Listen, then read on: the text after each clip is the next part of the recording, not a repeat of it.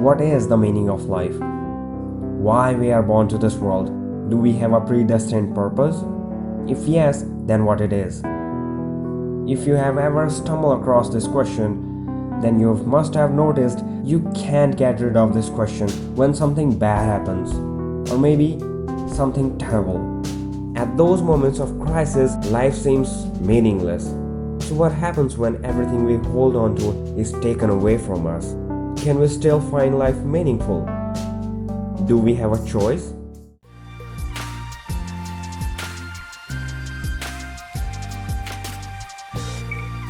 Hey, what's up guys? Today we are going to cover two of my favorite note points of the book Man's Search for Meaning by Viktor Frankl. Few time ago, I watched a movie called CASTAWAY, and when I read the book Man's Search for Meaning by Viktor Frankl, I was completely able to resonate with it. If in case you haven't seen this movie, let me recap this for you. So there was this guy. His job is to travel around the world to increase timeliness and productivity in the distribution of packages through FedEx. He had plans to marry his girlfriend and everything seemed to be going well until the day his business trip to Malaysia, his plane crashes into the Pacific Ocean. All dead except the guy himself.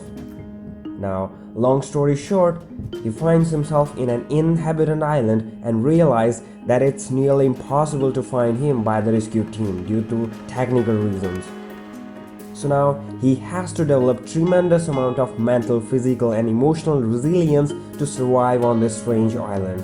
He opened up the packages one by one, hoping that he could find something useful in it, but he couldn't find anything. And then he decides not to open the last package. Now Noland, the protagonist, draws a face on the volleyball that he found in one of the packages and named it Wilson, so that he doesn't feel lonely at this isolated island. These were some weird things that he did, like not to open the last package. But whatever, that doesn't really matter. What matters is he has to do everything that gives him a goal to look forward to. And with that, here comes the first note point of this book. Those who have a why to live can bear with almost anyhow. It's a peculiarity of a man that he can only live by looking to the future.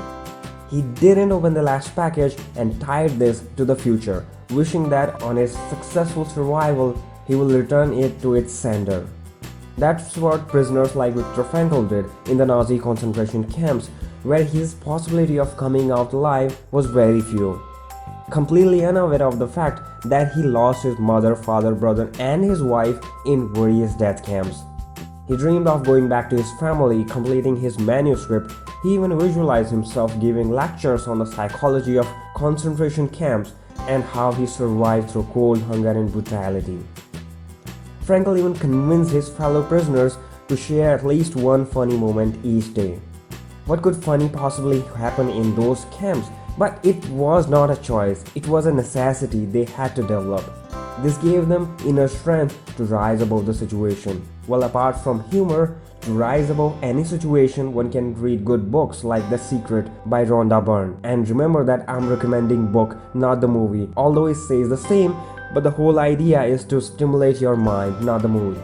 If we have courage enough, we all can have something to hold on to in the future, like the love to be shared, a talent to be used, or a duty to be served, even in our darkest of our time. Yet it can be some rational thing that you are a valuable person among others, even though it's true, but it has to be deeply internalized with emotions, otherwise it will not work. So coming back to the movie, now after spending 4 years in the lost island, Chung decides to sail to the mainland, hoping that there would be people waiting for his arrival. But when he got there, he came to know that nobody was waiting for him. In fact, his family and relatives have held a funeral. His girlfriend is now married to someone else and has a daughter as well. Lots of other things and perspectives are there, which I can't explain here. But comparing this with prisoners, that's what exactly happened with lots of prisoners who initially dreamed of going back to home or to their loved ones. But all in vain. There was no one waiting for them at home. They were either killed or evacuated. Again, they felt life as meaningless as they did when they were in prison. Things that once gave them courage to carry on became pointless now. So there is another note point from the book. When we are no longer able to change the situation, we are challenged to change ourselves. Frankl argues that it doesn't really matter what we expect from life, but rather what life expects from us. There are plenty of things that we have no control over, like who wants to be thrown to a strange island for 4 years all alone? Nor does one want to be in a concentration camp either. But when life puts you in that situation, it expects you to think different, to act different. It demands you to be different.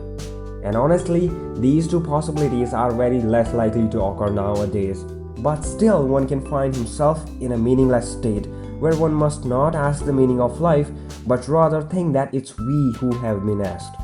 Now you might say, well, what's the point if I don't know what's the meaning of life? No, it's not. Did you remember when your friend asks you for help, don't you show them the best way to carry on even when you're not sure about the outcome of it? You did your best and you want them to do as same as well. Similarly, when you are questioned by life, it's time for you to follow your own guidance and move forward with courage. And in this way, you give meaning to the life and not the other way around.